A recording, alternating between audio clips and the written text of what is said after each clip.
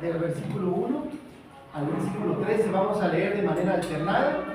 Yo leo el versículo 1, ustedes leen el versículo 2 y así nos unimos en el versículo 13. En Santiago capítulo 2, del versículo 1 al 13. ¿Estamos ahí todos? Bien. Amonestaciones contra la preferencia, ¿verdad? Aquí Santiago está amonestando al pueblo de Israel y a nosotros contra la preferencia. ¿Es cuál? Santiago capítulo 2, del versículo 1 al 13. Es que yo tengo aquí amonestación contra la parcialidad. También es otra forma es otro sinónimo. La palabra de Dios dice así: hermanos míos, que vuestra fe en nuestro glorioso Señor Jesucristo sea sin acepción de personas.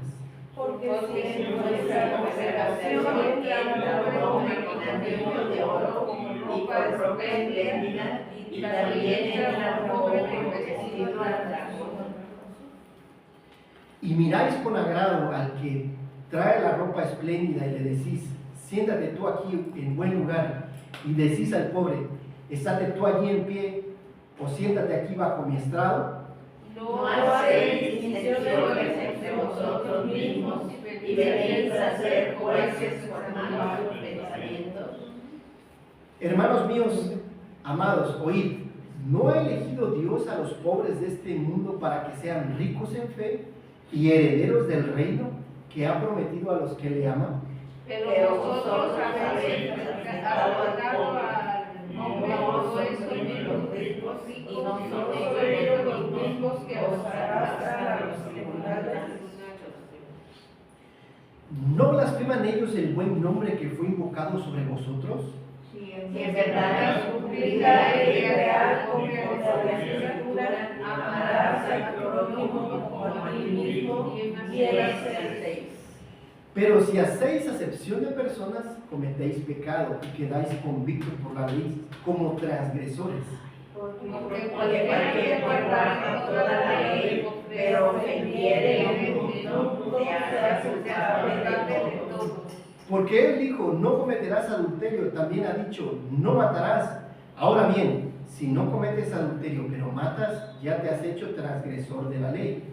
Así hablar y hacer como si habéis de ser juzgados de la ley de la libertad. Todos juntos.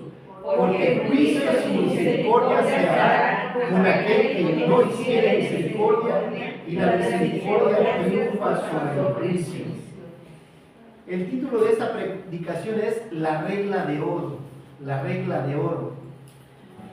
En una ocasión un pintor vio a un drogadicto sentado allá en la calle y empezó a pintarlo, y el drogadicto estaba sentado ahí en la calle, todo sucio, todo andrajoso, ropas todas rotas, olía mal, se veía mal, barbas, pelo largo, y él empezó a pintar y se llevó tiempo pintándolo. Entonces vino el drogadicto, interesado por lo que hacía el hombre al estar observando tanto tiempo, y miró lo que estaba dibujando, y al momento de verlo vio un hombre bien vestido, rasurado, bien peinado, bien arreglado, y dijo: ¿y quién es él? Dice, porque empezó a ver el drogadicto, porque pues no veía a nadie más y el único que estaba allí era él. Ese eres tú, ese eres tú, y creo que puedes convertirte en esta persona. Y entonces el drogadicto sintió que había un hombre como ese, y decidió cambiar, y con el paso del tiempo cambió. Todos nosotros somos pecadores, y cada vez que vemos a alguna persona podemos ver los pecados de las personas, podemos ver sus debilidades de carácter, sus defectos de carácter, pero también podemos ver sus fortalezas. Jesús era así. Jesús veía en las personas lo mejor, y eso es lo que Santiago nos está queriendo enseñar ahorita. Dice: a ver, si en la iglesia, ¿no?, ven entrar a una persona rica, le dice: siéntate aquí a mi lado. Pero si ves a un pobre, dice: quédate parado ahí, o siéntate aquí bajo el estrado de mis pies. Y a veces también en la iglesia tratamos, no solamente por la condición social, si es una persona que sabe o si es necia, si es una persona blanca, hay iglesias que han hecho a un lado a los blancos y a los negros. En aquel entonces las iglesias también tenían sus divisiones. Si es una persona bonita en base a tus expectativas, o si es fea, si es alta, si es chaparra, si es fuerte, si es débil, si tiene buenas relaciones o no. Y entonces dice Santiago que nos cuidemos de ese tipo de preferencias. Muchas veces no tratamos a las personas como queremos que nos traten. A ver, yo demando de ti que en la pareja quiero que me trates bien, pero yo no te trato bien. En la iglesia yo quiero que me traten bien, pero yo no soy capaz de tratar a los demás como quiero que me traten. Muchas veces también no somos fieles a nuestras amistades. Tenemos una amistad con Dios, ¿están de acuerdo? Dios es nuestro amigo, pero a veces no actuamos como amigos. No somos fieles a la hora de orar, de leer su palabra, de asistir a la iglesia, de compartir el evangelio. Somos infieles para con nuestro Dios. No somos misericordiosos con los miserables. Todo esto es lo que acabamos de leer. Vemos a la persona necesitada, vemos al pobre y nos cuesta. Cuando llega alguien en el semáforo y alguien que viene vestida así muy de manera indígena y autóctona y te preguntas, ¿por qué no tiene un trabajo? Porque puede ser que no tenga estudios. Y empiezan a pasar un montón de cosas en tu mente y te cuesta dar. O visitar a los enfermos, o hablar a los enfermos, o las viudas y los huérfanos, o los inmigrantes. Hay mucha necesidad, pero dices tú, primero yo y después los demás. Pero el detalle con esto del egoísmo es que tú siempre vas a estar en primera fila. Nunca vas a querer olvidar ese lugar, nunca vas a querer ceder ese lugar. Y entonces nunca va a haber tiempo para los demás. Si alguno dice, yo amo a Dios, pero aborrece a su hermano, el amor del Padre, entonces Dios espera que demostremos amor. Si me amáis, guardad mis mandamientos, y mis mandamientos no son gravosos, pero si me amáis, entonces vas a empezar perdonando a los demás si alguien te ha ofendido, y después tratándolos como si me trataras a mí, porque dice Dios, cualquier bien que le hagas, aquí he observado que no hay mucho eso, gracias a Dios, no hay mucha necesidad. Y nunca ha pasado nadie a la casa a pedir agua, comida, pero en Chiapas es muy común porque pasa mucho centroamericano. Y entonces es muy común que te toquen a la puerta y te pidan comida, agua, dinero. Y entonces tú puedes, solía darles que tenía una purificadora de agua en la casa, una garrafa de agua, siempre tenía agua para regalarles, frutas, a veces un poco de dinero. ¿Por qué? Porque ellos van caminando de paso. Y entonces te compadeces de él necesitado. Aquí no he visto eso, he visto que gracias a Dios hay mucho trabajo y eso hace que la gente trabaje y la gente que decide quedarse como inmigrante tiene trabajo, y si no trabaja es porque no quiere, ¿verdad? Pero trabajo, hay mucho trabajo. Pero entonces Dios quiere que nos compadezcamos del menesteroso, del necesitado, del pobre, y no solamente estemos pendientes del rico o de la familia o del hermano que tiene capacidad. Vemos ese corazón en Dios, que cuando Jesús veía a alguien, veía lo mejor. ¿Qué le decían los fariseos a Jesús? Vemos que tú no te cuidas de nadie porque no miras la apariencia de los hombres. Él iba y le hacía el bien, mujeres, extranjeros, que le era permitido y no era permitido, pero él hacía el bien y no se fijaba de lo que la gente estuviera pensando. Él sabía que eso era correcto y lo hacía. No miraba lo externo, sino miraba lo interno, el corazón. Así es nuestro Dios, ve lo de adentro, no de afuera.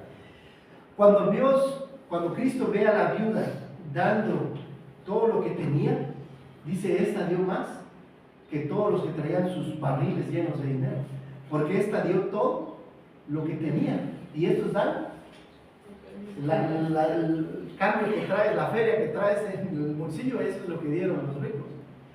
Y ahora vio el corazón de la viuda porque confiaba en Dios. Eso es lo que está diciendo Jesús. Esta cree en mí, esta cree en Dios, está confiada en que mañana va a tener que comer, pero estos no. Estos están dando lo que les sobra y están guardando todo el dinero porque no confían. Cuando Jesús vio a Simón Pedro, no vio a alguien que era tremendo Pedro, ¿no? Cuando, Señor, si eres tú, que yo vaya, ¿no? Y después desconfía. ¿Y cuántas cosas no hizo Pedro? No vio toda esa traición que iba Pedro a tener, porque Jesús sabía que Pedro lo iba a traicionar, sino que vio que tú te vas a llamar roca, alguien firme, que es el primero que predica en la iglesia en Hechos capítulo 2. Cuando Dios nos ve, ve lo mejor.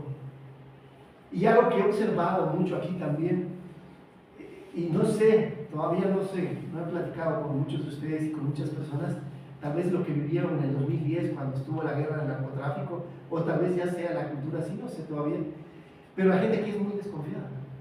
En el sur la gente es muy confiada, te deja entrar a tu casa, te da de comer, ¿no? O sea, es muy diferente. Aquí la gente allá afuera no hay mucho de esa relación. No sé todavía por qué, pero sí he visto muy marcado eso aquí en Monterrey.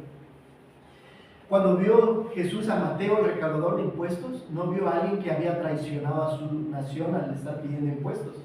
Vio a uno de sus discípulos que podía haber que escribió uno de los evangelios y que iba a ser un fiel seguidor de Jesús. Cuando vio al apóstol Pablo, no vio a un asesino y perseguidor de la iglesia, vio a alguien que podía usar para defender la iglesia y poder compartir el evangelio. Dios ve lo mejor de cada uno de nosotros. Por tal razón nosotros debemos tratar bien a los demás. Debemos ver y elogiar lo mejor de los demás. Esta parte del libro de Santiago nos exhorta a tratar bien a las personas. La pregunta es ¿cómo? Porque Dios no hace acepción de personas, tú debes tratar bien a todas las personas. ¿Cómo? Como quiero que me traten, con fidelidad y con misericordia. Vamos a ver la primera. Porque Dios no hace acepción de personas, tú debes tratar bien a todas las personas. ¿Cómo? Como quiero que me traten. ¿Has pensado en eso? ¿Cómo quisieras que fuera tu relación, tu matrimonio? Es que mi esposo no me dice palabras bonitas, pues empieza tú a decirle palabras bonitas. Es que mi esposo no me consiente, pues empieza tú a consentir a tu esposo. Es que mis hijos no son cariñosos, bueno, empieza tú siendo cariñoso. Todo lo que los demás quieras que hagan contigo, ¿qué dice Jesús? Que tú primero se lo hagas a ellos. Por eso cuando dice ahí Santiago otra vez, esta palabra de hermanos míos, otra vez está dirigiendo a creyentes, hermanos míos, que vuestra fe sea en Cristo, sin acepción de personas. No elijas a las personas. Y ya explica, ¿no? Que entra un hombre rico y un hombre pobre y elijas por conveniencia al rico. Y dice, haces distinción entre las personas y venís a ser jueces con malos pensamientos, porque eso es pensar mal cuando decides así. Una de las cualidades que tenía Abraham Lincoln, uno de los presidentes de Estados Unidos, es que decía él, no juzguéis para que no seáis. Él tenía este versículo lema cuando fue presidente. Y muchas veces, cuando corregía a sus generales y corregía a su gente, quería señalarle sus errores y decirle, te equivocaste en esto y esto. Pero después reflexionaba, oye, pero yo no estoy en el campo de batalla cuando a él le tocó cuando Estados Unidos tuvo una guerra civil, una guerra interna entre el sur y el norte, luchando quienes querían que hubiera esclavos y otros querían que no hubieran esclavos, y pelean. Y entonces le dijo Abraham a su general, oye, ataca, pero él no quiso atacar y la guerra duró otros meses. Y quiso escribir una carta y decirle hasta de lo que se iba a morir, porque a veces pasa, ¿no? Que nos enojamos y le decimos a la persona hasta de lo que se va a morir, y después dice, no, yo no sé, lo que él ha visto mucha sangre, mucha muerte, y está actuando conforme a lo que él cree que es lo mejor. Y lo mismo va a pasar aquí en la iglesia. Cuando le demos a alguien la autoridad para hacer algo, tenemos que ponernos en sus zapatos. ¿Por qué ha hecho eso? Porque tal vez era lo único que podía hacer, y tenemos que entender los problemas como lo ve la otra persona, porque no estamos en sus zapatos. Me cuesta dejar de criticar, condenar y juzgar a los demás, porque es lo primero que hacemos. Ver lo malo en las personas. Juzgamos a las personas por su apariencia. Como un buen libro, la juzgamos y no debemos hacer eso. Recuerda lo que dijo Jesús en Mateo 7:1: no juzguéis para que no seáis juzgados, porque con la vara que mida serás medido. Porque de la misma manera que juzguemos, seremos juzgados. ¿Cómo podemos imitar a Dios en nuestras relaciones humanas? ¿Cómo podemos tratar bien a las personas? Pues con los ojos de Cristo, primero que nada, ¿verdad? Tenemos que ver a las personas como Cristo veía a las personas, con amor. Cada uno de nosotros somos un eslabón. Y entonces, hace un vínculo de amor. Entonces tenemos que ver lo bueno de cada uno de nosotros. Eso es lo que Cristo nos invita a hacer, ver lo bueno. Cuando Cristo ve a la mujer samaritana, no vio que ya había tenido 5 hombres, ni que era samaritana, ni que era mujer. Vio que era un hombre, una mujer que podía, después de haber creído, ir y compartir el evangelio y traer a todos los samaritanos. Eso es lo que tenemos que ver en las personas, ver lo mejor de cada uno de nosotros. Va en contra de nuestra naturaleza, porque somos criticones, porque juzgamos a las personas. Y ahora, ¿qué es lo que pasa? Queremos que las demás personas, que cambien primero mi pareja, que cambien mis hijos, que cambien mis compañeros, que cambien mis hermanos. Esto está muy cómodo, ¿verdad? Pero ¿por qué no empiezas primero contigo? El primero que tiene que empezar a cambiar eres tú. Es mucho más provechoso y seguro. Y insistimos en los errores de nuestros hermanos y no miramos nuestros propios defectos. Y entonces la ley dice que cuando hacemos esto, invalidamos la ley. ¿Por qué juzgamos? ¿Quién te ha puesto a ti como juez? El que es siervo de su Señor está de pie para su Señor. Tú y yo somos siervos de Dios y estamos de pie para Él. Y no somos quien para estarnos señalando ni criticándonos los unos a los otros. Y entonces Dios espera que maduremos en nuestra forma de tratar a los demás. Hubo un embajador, Benjamin Franklin, que fue condecorado en Inglaterra. Él era estadounidense, se fue de embajador a Inglaterra, pero los ingleses se admiraban de la educación de este hombre. Y le preguntaron: oye, ¿por qué eres así? Cuando fue joven sabían que él había sido inmaduro, pero ¿por qué tú eres una persona tan madura? Y él tenía un lema que decía: no hablaré mal de hombre alguno, de todos diré todo lo bueno que sepa. No hablaré lo malo que sepa de las personas, hablaré lo bueno. Y eso va en contra de la naturaleza humana. Generalmente hablamos del vecino: el vecino se estaciona mal, se estaciona en mi lugar, mi compañero de trabajo llega tarde, el hermano de la iglesia llega tarde, y empezamos a señalar. Podemos señalar los errores de todos, pero es difícil que veamos los aciertos. Y aquí Benjamin Franklin nos está diciendo: oye, ve lo bueno de las demás personas, valora a las personas por lo bueno, busca algo bueno y díselo y ensalza eso, en lugar de criticar, elogiar. Nada hay que mate tanto las ambiciones de una persona como las críticas de las demás personas que están a su alrededor. No critiquemos a nadie, por lo tanto estemos listos para animar a las personas. Si algo nos gusta, seamos calurosos en nuestra aprobación y generosos por medio de los elogios. Cuando mamá ha hecho la comida, pocas veces le decimos: qué rica te quedó la comida, ¿verdad? Y otras veces cuando mamá, hay una ilustración de una historia inglesa que siempre se esmeraba la mujer en darle a los hijos la mejor comida. Y entonces agarra, va al campo, trae un poco de pasto y le sirve pasto para comer a cada uno. Entonces, ¿qué pasó? ¿Por qué estás haciendo esto? Pues tengo décadas dándoles de comer y nunca me han dicho si mi comida les gusta o no les gusta, ¿no? Por lo menos díganme si les gusta, ¿verdad? Y entonces busquemos algo que hacer, ¿no? Qué bien arreglaste tal cosa. Cuando el varón arregla algo en la casa, le has dicho a tu esposo alguna instalación que hizo, algo que te arregló: gracias, porque me hace la vida más cómoda. ¿Lo hacemos? ¿Lo damos por hecho? Aprendamos a hacerlo con los hijos también. qué bien hiciste, qué bonita te quedó la letra, qué bien estás contestando los números, porque somos buenos para regañarlos, pero tardamos en elogiar, y los niños aprenden más rápido cuando elogiamos que cuando los regañamos. Dios hace lo mismo cuando le dice a la parábola: bien, buen siervo y fiel, en lo poco fuiste fiel, en lo mucho. O sea, Dios está viendo lo que haces. O sea, sí, veo que hiciste bien, hijo, lo has hecho muy bien, te voy a dar un trabajo más grande a desempeñar porque lo has hecho bien. Dios lo hace con sus hijos. Cualquier tonto puede criticar, condenar y quejarse, y casi todos los tontos lo hacen, pero se necesita carácter y dominio propio para tolerar a las personas y elogiarlas. La regla de oro de Jesús es: todo lo que quieras que los hombres hagan por ti, hazlo tú primero.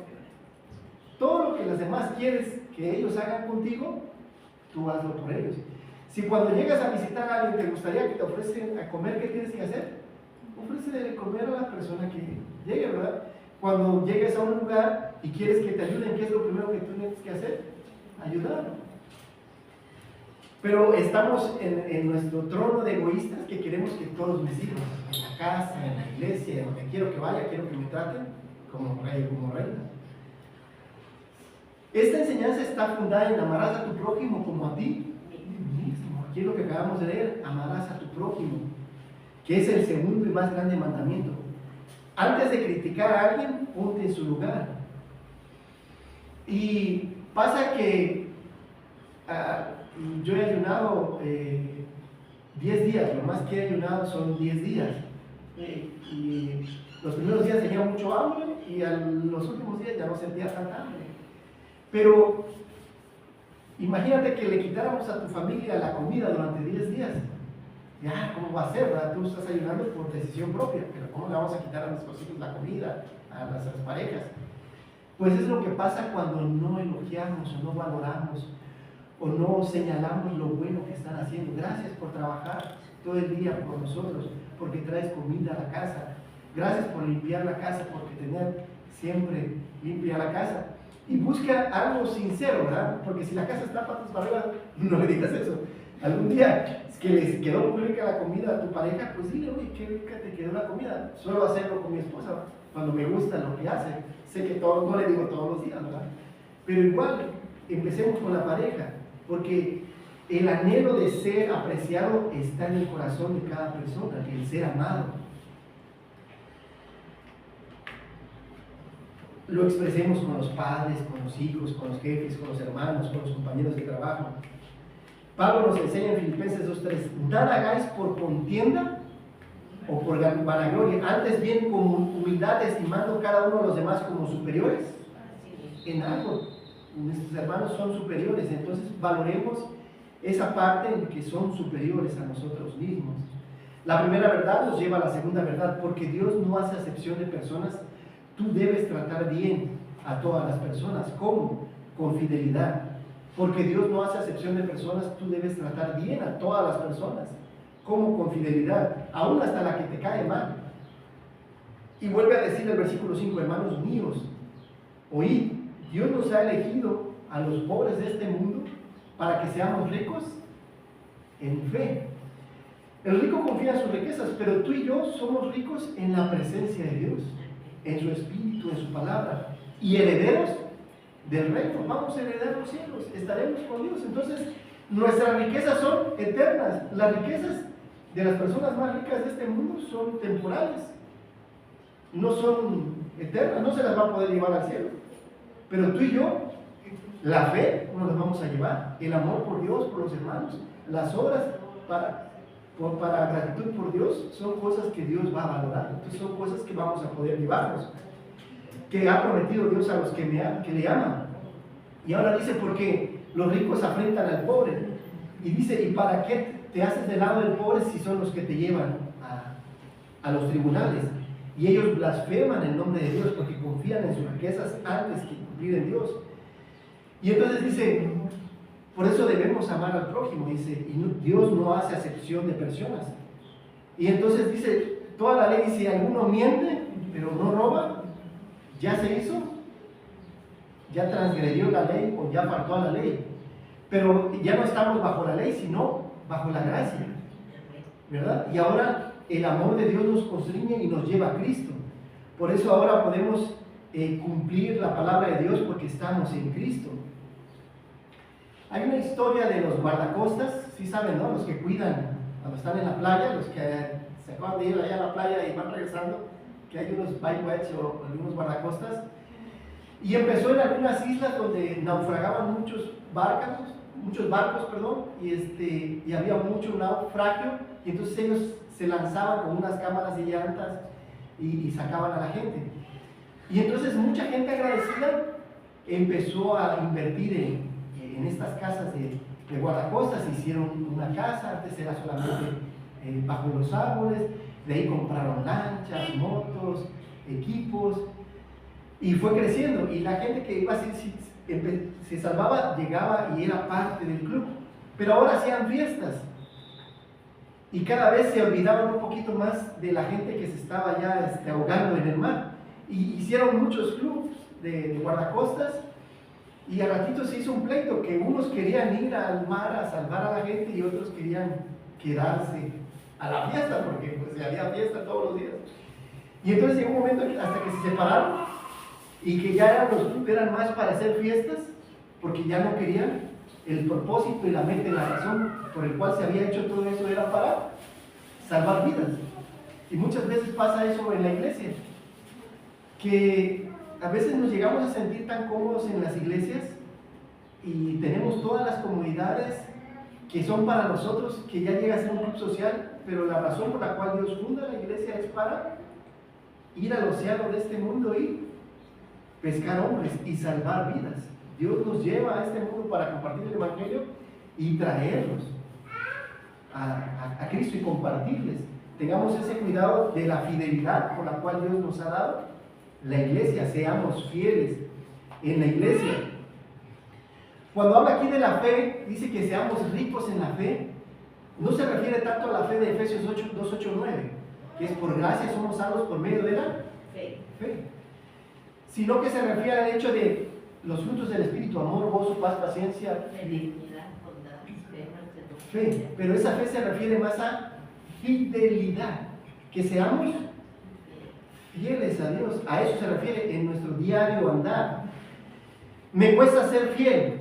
Piensa en lo que dijo Job: Dios no hace acepción de príncipes, ni considera al rico sobre el pobre, ya que todos son obras de sus manos. Dios trata por igual al rico que al pobre. Dice que Jehová hizo al pobre y Jehová hizo al rico. Ambos se encuentran. Le debemos fidelidad a Dios. Tengamos cuidado de ser fieles porque seremos juzgados. Dice aquí que tengamos cuidado con nuestras palabras y nuestras acciones, porque Dios piensa juzgarnos por nuestras palabras y nuestras acciones. Fidelidad es obedecer a Dios. Si creemos en la Biblia, entonces debemos practicar lo que dice la Biblia. Yo sí creo en lo que dice la Biblia. Bueno, practiquemos lo que dice la Biblia. Si desobedecemos el mandamiento, amarás a tu prójimo como a ti mismo, entonces no obedeceremos los demás mandamientos. ¿Qué significa fidelidad? Significa puntualidad, formalidad, diligencia, exactitud en la ejecución de algo. ¿Qué significa fidelidad? Es puntualidad. Y el mexicano sí es distinguido por ser impuntual, ¿no? Vas a las fiestas y que la fiesta es a las 4, ¿y a qué hora llega la gente? A las 5, ¿verdad? En algo se caracteriza el mexicano, es que llega una hora después, y no es la excepción la iglesia. La entrada a la iglesia, ¿a qué hora es? ¿Y a qué hora llegan algunos? Después, ¿verdad? Y Dios demanda fidelidad. Eso es fidelidad, puntualidad. Eso lo dice la Real Academia. Fidelidad es puntualidad. A los cultos, puntualidad, dice, tú eres fiel en tu oración diaria con Dios. Dios demanda esa fidelidad de oración, la fidelidad de estudiar su palabra, y a veces la menospreciamos, la fidelidad de compartir el evangelio, y a veces no lo hacemos. Dios demanda esa, de eso está hablando aquí, que seamos fieles para con Dios, que seamos fieles en nuestros matrimonios, 1 de cada 3 matrimonios se divorcia, el 33%. Se casan 3 y tú sabes que alguien de tu familia está divorciado. En México. México ocupa el segundo lugar en VIH en los países latinoamericanos. ¿De qué te habla? De infidelidad. Infidelidad. En el matrimonio hay infidelidad y no existiera esto si hubiera fidelidad en los matrimonios. Fidelidad en el cumplimiento de los mandamientos. Sabemos qué es bueno y qué es malo, pero a veces nuestra carne. Y Dios pide, si me amáis, sé fiel al cumplir mis mandamientos.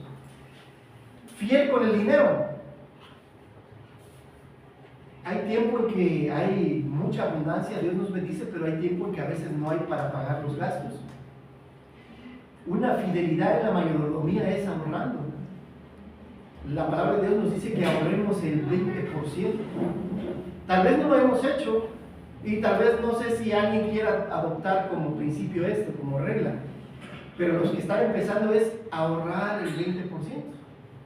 Es una forma de ser fieles. Estaba yo leyendo algunas cosas sobre China y una de las cualidades que tiene China es que es un honor ahorrar. Nuestra cultura es gastar, o sea, llega la quincena y ya no tienes dinero. Y que te vas por los gansitos, por las sabritas, por las coyotitas, por los chicharroncitos, por la barbacoa. Más si te pasas aquí en este mercadito los miércoles y los sábados, no te alcanza el dinero que traes allá, el mercadito los jueves allá en Monteazul. No tenemos esa cultura. En China tienen la cultura de ahorrar. ¿Por qué? Porque desde 1970 los abuelos habían sufrido y entonces dijeron, oye, tenemos que hacer algo. Los abuelos, los padres, los hijos ahorran. Y entonces tenemos que tener esa cultura de ahorrar siempre. ¿Por qué? Porque te va a servir para eventos. ¿Quién tiene la cultura del ahorro en México? Debe haber uno que otro por ahí, ¿va? Que ya se ha dado la idea. Pero si tienes esa cultura, desde que empieces a ganar tu primer salario, después de 10, 20 años, vamos a hablar de cuando te salga la oportunidad de un carro, de una casa o de una inversión, ya cuando sea tu jubilación no tendrás de qué preocuparte. Pero seamos fieles con el dinero, porque el dinero no nada más es porque te estorba aquí en la bolsa y lo gastamos. Otra cosa que tienen los chinos es que regatean. ¿Cuánto cuesta eso? Y empiezas a regatear. Aquí no he visto mucho eso. Te dicen tanto, la gente, como tiene dinero, no tienen esa cultura de regatear. Fuimos con el hermano Salvador a comprar unos tenis ahí a Eloy Cavazos, al mercadito, y unos tenis que me estaban dando en 400, digo, oye, pues dame en 200, ¿no? Y sí, me los dio 200, ahí están todavía. Pero he observado que aquí no tienen mucho esa cultura de regatear, porque pues hay dinero, pero regatear es bueno, o sea, ¿no? Para que le bajes. Aquí no es eso. O el pedir prestado. Si tienes para pagar está bien, pero creo que la única razón en la cual pudieras adquirir una deuda es una casa, porque una casa tiene una plusvalía. Cada año se va casi hasta duplicando el valor, pero un carro, al contrario, va perdiendo su valor. Y a veces hay gente que tiene carro, casa, ropa y lo debe todo, ¿verdad? Y entonces tengamos cuidado de no agarrar deudas. Fidelidad en el dinero con el trato de las personas. La segunda verdad nos lleva a la tercera, porque Dios no hace acepción de personas. Tú debes tratar bien a todas las personas. ¿Cómo? Con misericordia. Porque Dios no hace acepción de personas. Tú debes tratar bien a todas las personas. ¿Cómo? Con misericordia. ¿Qué es la misericordia? Es la virtud que inclina el ánimo a compadecerse de los sufrimientos y miserias ajenas. Es la virtud que inclina el ánimo a compadecerse de los sufrimientos y miserias ajenas. Por eso dice el versículo 12 y 13, así hablad y así haced. Nuestras palabras deben de estar llenas de misericordia, como lo que habéis de ser juzgados por la ley de la libertad. Porque juicio sin misericordia se hará con aquel que no hiciere misericordia. Y la misericordia triunfa sobre el juicio. Entonces debemos ser misericordiosos. Por eso Tito dice, pero cuando se manifestaron la bondad y el amor de Dios, nuestro Salvador, Él nos salvó no por obras que nosotros hubiéramos hecho, sino por su misericordia. ¿Por qué nos salvó Dios? ¿Por su amor? No, no fue su amor el que nos salvó. No fue, si fuera su justicia, Dios nos hubiera condenado porque somos pecadores y enemigos de Dios, por cuanto todos pecaron están destituidos de la gloria de Dios. No fue su justicia, fue su misericordia que nos dio algo. Nos merecíamos morir e ir al infierno, pero fue su misericordia la que nos perdonó y nos permite entrar al reino de los cielos y estar el día de hoy en la iglesia. Es por su misericordia, porque Él se compadeció. Toda esta gente ha pecado y es enemiga, pero voy a dar mi misericordia. Fue movido a misericordia.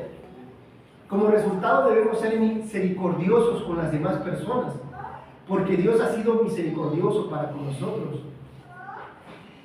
En hebreo, la palabra misericordia significa tener entrañas de una madre. Eso significa misericordia, tener las entrañas, o sea, tener los sentimientos que una madre tiene por sus hijos. Porque la mamá deja de comer con tal de que el niño lo carga, aunque te duelan los brazos y las piernas y la cabeza, y el chamaquito ya, no.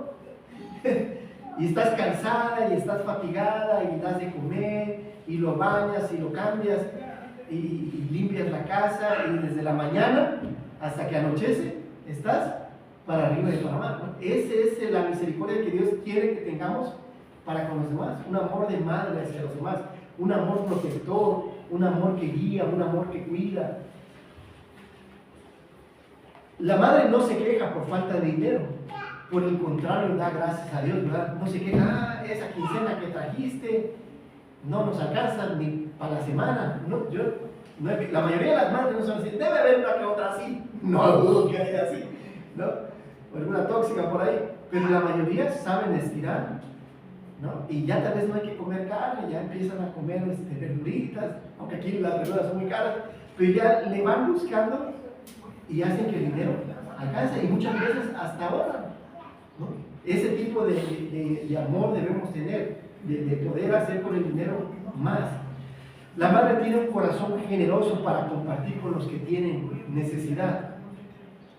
Mis tías allá en la costa, en Chiapas, mi tía Felipe, una de ellas, pero la mayoría de ellas mi abuela, son de que cuando tú llegas a visitarlas, no te preguntan, te dan un plato de comida, te da agua, y cuando te vas, te manda con fruta, con mango, con piña, con totopo, con queso, pero nunca te vas con las manos vacías. Y es una costumbre que es muy arraigada allá en la costa, que se sigue haciendo. Y yo sé que algunos de ustedes vienen de algunos pueblos así, de otras ciudades, pero hemos perdido mucho eso, el ser generosos, el poder estar, porque Dios es así. Tú nunca le vas a ganar a Dios sin dar, ¿no? Nunca le ganas a Dios. Cuando David propuso en su corazón hacerle una casa, él vio su casa y voltea a ver la casa de Dios, que estaban hechas de pieles, el tabernáculo, y le voy a hacer una casa a Dios. Y Dios dice, no, yo te voy a hacer una casa y daré un linaje real, y de ti sacaré a Cristo el Salvador, y tu linaje, tu familia será por la eternidad. Entonces, cuando tú propones hacer algo con Dios, nunca le vas a ganar a Dios, siempre Él es generoso, y es como debemos ser. Cuando vengan tus hijos, algunos, yo sé que muchos ya tienen hijos grandes, algunos todavía pequeños, pero cuando vengan, algo que me decía Robledo, un vecino, cuando lleguen tus hijos, dales de comer, golosinas, lo que sea, y cuando sean grandes, igual que se dales de comer, para que ellos, porque tú no sabes cómo vienen del trabajo con la mujer, si la mujer les dio de comer, porque no les da ni paloche, y entonces tienes que ser una persona generosa, como lo es la madre. La madre sufre con ternura los problemas con el marido y con los hijos. No se anda quejando. Si tiene problemas con el marido, no le anda diciendo a los hijos, es que tu papá me maltrata. ¿Verdad que no? No suele hacer eso. Y al contrario, sufre en silencio muchas de los problemas que a veces se tienen en el matrimonio, y llevarlo a Dios en oración. Puedes decir, me cuesta ser misericordioso. Recuerda que la palabra misericordia aparece en la Biblia 375 veces. 375 veces. ¿Una? para cada día de tu vida. Sé misericordioso con los demás. ¿Cómo demuestro misericordia? Hay una parábola del rey y su deudor.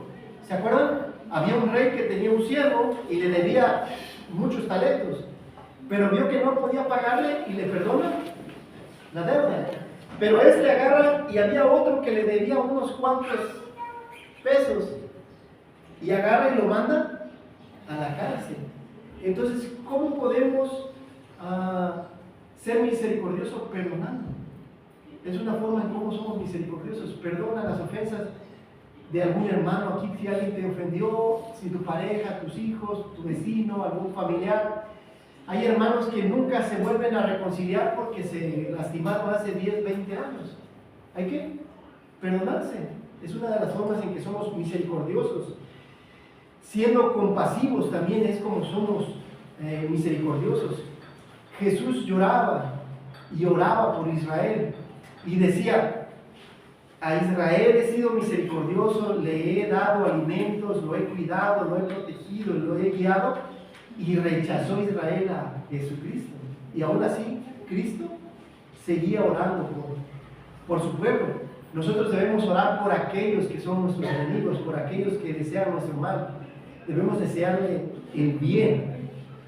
¿Cómo podemos ser misericordiosos como lo era Jesús, que ayudaba a los necesitados? ¿Se acuerdan que había un hombre ciego que era llamado Bartimeo? Y entonces, cuando Jesús iba caminando y Bartimeo escuchó que venía Jesús, que empezó a dar voces: Jesús, hijo de David, ten misericordia de mí. Jesús, hijo de David, ten misericordia de mí. Y Jesús dice que lo buscó, y dice: ¿qué quieres que haga? Que reciba la vista. Y le dice: tus pecados son perdonados, y le da salvación. De esa misericordia es la que Dios está hablando, que compartamos. ¿Qué es lo que le dio? No solamente ayudó a una persona enferma, sino que le dio la salvación, le dio el evangelio. Nosotros también, Dios espera que nosotros vayamos a este mundo que está ciego en delitos y pecados y los hagamos ver que en Cristo hay salvación. De esa misericordia está esperando el mundo, que seamos misericordiosos. Eso significa compartir una Biblia, un folleto y invitarlos a la iglesia. Lo que más necesita este mundo es misericordia. Cristianos diciéndole a otras personas que en Cristo hay perdón de pecados. ¿Para quién es la misericordia? Para todos, ¿verdad? Para los miserables, para los que tienen su destino eterno en el infierno. Necesitamos de la misericordia para vivir nuestras vidas. Así que, por eso dice Hebreos: acerquémonos confiadamente al trono de la gracia para recibir misericordia, porque Dios se compadece, Cristo se compadece cuando tú luchas con alguna tentación, con alguna prueba, porque Él estuvo en nuestro lugar y puede identificarse con nosotros y hallar la gracia que nos ayude en el momento que más la necesitamos. Dios, por su grande misericordia, nos ha hecho nacer de nuevo mediante la resurrección de Jesucristo, para que tengamos una esperanza viva. Entonces vivamos con esa esperanza, que Dios ha sido misericordioso, ha perdonado nuestros pecados, y entonces no importa qué problema, prueba o tentación estés sufriendo, puedes echar mano de la misericordia de Dios y pedirle de su ayuda. Ser misericordiosos como vuestro Padre es. Entonces ayudemos a las demás personas, y eso ya nos va a hablar el resto del capítulo 2, que dice que tenemos que hacer buenas obras demostrando nuestra fe. Entonces, recapitulando los 3 puntos: porque Dios no hace acepción de personas, tú debes tratar bien a todas las personas. ¿Cómo? Primero, como quiero que me traten. 2, porque Dios no hace acepción de personas, tú debes tratar bien a todas las personas. ¿Cómo? Con fidelidad. Porque Dios no hace acepción de personas, tú debes tratar bien a todas las personas. ¿Cómo? Con misericordia. Esperemos en Dios. Vamos a ponernos de pie para terminar en oración y podamos poner en práctica estos 3 puntos que acabamos de aprender a través de la semana. Padre, te damos gracias en